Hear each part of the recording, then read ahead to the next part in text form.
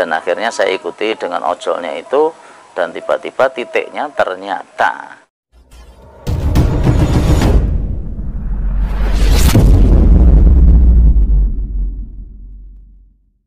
Assalamualaikum warahmatullahi wabarakatuh. Hari ini khusus saya akan bercerita tentang mafia porang. Nah, ini hampir saja kemarin kita mengalami ya, bagaimana sistem kerja dari mafia porang. Nah, ini saya mungkin ceritakan, semoga ini juga disimak dari youtuber-youtuber yang lain atau mungkin petani-petani ini, supaya lebih hati-hati dalam bertransaksi.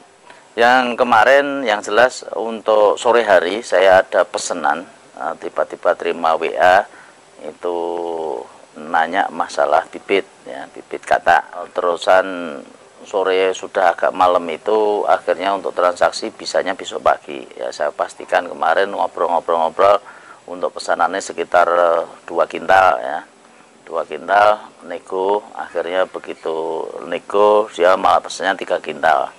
Karena saya pagi ada acara, maka untuk transaksi itu saya harapkan untuk jam 3 sore ya. Dia akan menyanggupi jam 3, terusan dia bilangnya akan menyuruh sopirnya untuk ambil. Pada keesokan harinya itu siang hari saya sudah kemasi kata road campur ya, dari besar kecil semua sekitar 3 kintal saya kemasi, saya masukkan karung.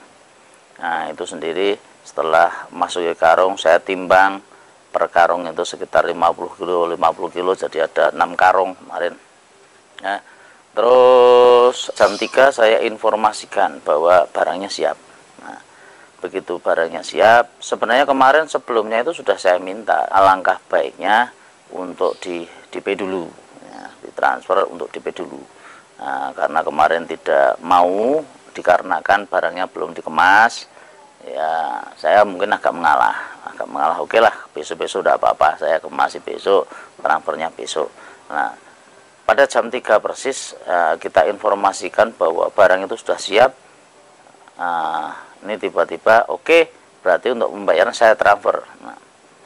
Nah ini begitu dia konfirmasi transfer dan sebagainya, itu ternyata yang ada datang itu ojek online, ojol masuk ke sini katanya untuk pengambilan barang. Nah begitu ojol datang, bukti transfer itu dikirim di WA dan saya ditelepon bahwa transfernya sudah masuk. Nah, sementara ojolnya datang sini tanya-tanya ke kita, tidak sempat saya ngecek ya untuk notifikasi yang ada di HP. Nah, ini saya komunikasi dengan ojol itu lumayan panjang, karena tidak mungkin ojol itu akan bisa membawa 3 kintal. 3 kintal itu 6 karung. 1 karung itu 50 kilo. Nah ini ojolnya begitu tak kasih masukan, akhirnya disambungkan lagi. Terus dia bilang, ya sebentar Pak, sebentar. Ditutup, begitu ditutup selesai saya balik lagi ke sini. Nah ojolnya malah di-cancel. Nah ojol di-cancel, ojolnya pergi. Nah kita komunikasi. Ya saya naik misalnya untuk pengambilan barang kemarin katanya sopirnya, kok tiba-tiba ada ojol datang, dan ojol itu tidak mungkin untuk membawa barang segitu banyak. Nah, itu. Di tengah komunikasi itu aja ojol lagi masuk lagi. Nah, kita disibukkan dengan itu supaya kita tidak bisa ngecek ke transaksinya. Nah, disebutkan lagi, saya sebenarnya udah agak curiga ya, saya tunggu notifikasinya, kalau tidak muncul notifikasi, tidak muncul, harusnya begitu ada transfer notifikasi itu kan muncul. Setelah ojol itu datang, yang kedua kita selalu diajak komunikasi, dan mungkin saya sudah feeling untuk ini, kelihatannya saya ditipu. Nah, begitu ditipu, ojolnya pun datang. Katanya bisa bawa 3 karung. Saya jawab lagi, 1 karung itu 50 kilo. Kalau 3 karung tidak mungkin bisa ke sana. Nah, itu secara otomatis dia bila feelingnya dia itu bawa 3 karung bisa. Ojol tidak mungkin. Tapi dipaksa kemarin ojolnya itu bawa 2 karung. Oke lah, saya ikuti permainan dia. Tak kasih ke untuk ojol saya kemasi pakai sepeda motor, dibonceng ke belakang itu 2 karung numpuk 1 kintal. Nah, ojolnya saya bilang, Pak saya mau ikut, ini pengiriman itu sebenarnya kemana, karena di ojol itu titiknya belum ada, belum jelas ya. cuman di daerah bandara. Nah, belum di daerah bandara.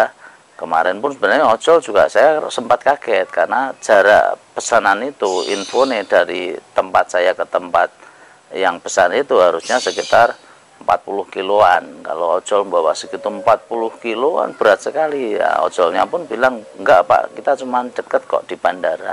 Di bandara dengan rumah itu sekitar 2 kilo ya, 2 kilo. Akhirnya oke lah saya ikuti. Nah, nanti dia minta titiknya itu di mana. Nah, akhirnya saya dengan ojol itu berangkat ya. Karena kemarin kalau sempat saya tawari juga, kalau cuma di bandara ngapain pakai ojol, biar saya antar aja sekalian sampai lokasi.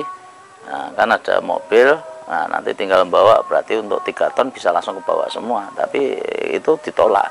Nah, ini kan menjadikan sebuah kecurigaan yang lebih besar. Dan akhirnya saya ikuti dengan ojolnya itu, dan tiba-tiba titiknya ternyata itu ada di kantor paketan. Kantor paketan. Nah, begitu sampai di sana, ojolnya memang dihubungi lagi, kita sudah sampai dan sebagainya, memang diarahkan untuk market ke produk itu. Nah, dia suruh arahkan untuk market ke barang-barang kita itu dipaket ke alamat dia. Nah, kata nenek alamat dia, mungkin saya tidak akan nyebutkan daerahnya ya, nanti tidak semua orang sana itu jelek kan gitu. Yang jelas mungkin daerah saya dari Solo ini ke timur agak jauh. Agak jauh. Ini makanya misalnya kemarin untuk transaksi dan sebagainya lebih hati-hati. Nah, begitu saya ada tahu itu paketan mulai mau dipaket ke, saya stop, saya hubungi, Pak mohon maaf karena transfer ini belum masuk. Ya, dia bilangnya mungkin lambat Pak, silahkan nanti dicek habis maghrib dan sebagainya. Oke, tidak masalah, mau lambat atau tidak, yang jelas untuk transfer itu belum masuk. Secara otomatis saya akan membawa barang saya balik ke rumah. Kalau sudah transfer itu masuk, mau ambil kapan saja monggo. Nah, ini akhirnya alhamdulillah aman ya. Ya, ini kasus-kasus yang terjadi kepada kita ya, saya harapkan nanti untuk teman-teman yang lain ya, teman-teman yang lain itu jangan sampai terjadi ke hal yang serupa ya. Mungkin untuk kemarin sempat saya juga sharing kepada teman-teman, akhirnya saya mendownload sebuah aplikasi ya, aplikasi kalau nomor itu ternyata track recordnya itu sudah kelihatan sekali. Ada yang menamakan orang itu bahasa-bahasa kebun binatang banyak sekali. Ini untuk nama itu ditandai dari seseorang yang pernah ketipu. Karena tipu ini buktinya saya lampirkan di sini. Untuk nomornya Anda bisa lihat itu nomornya ya. Atas namanya itu macam-macam. Ya, bisa saja diganti. Tapi saya terakhir hubungi maghrib kemarin masih aktif dan dengan santainya dia menjawab, saya lagi soccer kan gitu. Nah, ini sifat-sifat orang yang sangat luar biasa tidak jelas maksudnya. Ini kita mau marah, kita mau telepon mungkin mengumpat kayak apapun juga percuma karena dia sudah memang ya kayak gitu. Ya udah biarin sajalah. Yang jelas mungkin teman-teman yang petani yang mempunyai bibit, kalau ada pesanan untuk bibit semuanya mohon hati-hati ya, mohon hati-hati, lebih diteliti lagi ya, karena dari kemarin kalau pesanan bibit saya memang kita sistemnya transfer masuk ya. Yang kita layani dari tahun kemarin itu transfer masuk, bukti transfer kita minta, kita verifikasi dengan notifikasi bank sudah masuk transfer, barang kita kirim dan resinya kita kirim. Dan insya Allah untuk tahun kemarin tidak ada yang terlewatkan. Hampir kemarin ada yang terlewatkan, itu saya kirim ke mana ya, agak ke Pantura. Nah, itu sudah 4 hari saya ditanya resinya Pak, Masya Allah saya lupa. Nah, akhirnya pun juga kita kirim langsung. Insya Allah untuk apa yang kita kerjakan jangan sampai mengecewakan kepada petani-petani yang lain ya. Untuk pesanan bibit dan sebagainya pun ini sudah mulai banyak, sudah mulai jalan ya, karena nanti untuk bibit itu saat ini memang masih basah. Untuk katak pada dasarnya aman ya, jangan kalau bibit umbi jangan masih ditahan dulu untuk pembeliannya bulan 7, bulan 8. Untuk katak pada dasarnya saat ini bisa saja untuk melakukan pembelian, ya yang jelas untuk katak saat ini itu belum begitu kering. Ya resikonya nanti akan busuk, akan kering dan sebagainya wajar. Nah nanti pada bulan-bulan selanjutnya nanti secara otomatis harganya biasanya akan meningkat. Karena ini nanti katak ini biasanya sampai dengan musim tanam itu penyusutannya sampai 30% ya, 30%. Dan ya jangan heran kalau harganya nanti pasti naik. Ya, kalau lebih aman ya nanti silahkan dipilih mau beli sekarang atau beli nanti. Tapi untuk akhir-akhir musim kayak tahun kemarin itu jangan membeli terlalu mepet ya, mepet dengan musim tanam, karena satu barangnya langka, yang kedua kualitas barang itu tidak baik. Nah, ini yang perlu dijaga untuk para petani. Usahakan untuk pembelian itu ya di pertengahan lah, di awal-awal boleh. Nanti resikonya ya nanti tinggal dibikin rak kayak gini, nanti ditempatkan terus supaya tidak busuk, nanti dilakukan perawatan. Nah, perawatan yang busuk dan sebagainya mulai dibuang, yang kering mulai dibuang. Nanti dengan musim tanam kalau sudah dirawat kayak gini enaknya beli awal itu bibitnya tunas. Nah, ini misal kayak kata-kata kayak gini, ini sudah ada tunasnya bisa panjang-panjang, itu tidak ada masalah, lebih panjang nanti sampai bentuk yang di bawah itu membentuk calon akar semakin banyak, ini semakin mantap. Begitu ditanam dia langsung startnya luar biasa.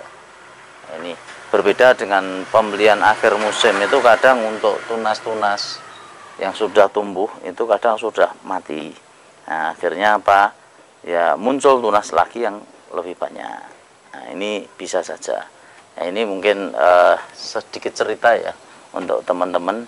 Untuk silahkan nanti nomor ini disimpan ya, ditandai dengan nama apapun silahkan ya, jangan sampai nanti untuk teman-teman terkena tipu lagi ya, terkena tipu. Nah, untung berkat doa teman-teman semua viewer kita di OMG Solo Porang, saya ucapkan terima kasih sekali karena doa dan semuanya, sehingga saya kemarin selamat ya, tidak jadi ketipu.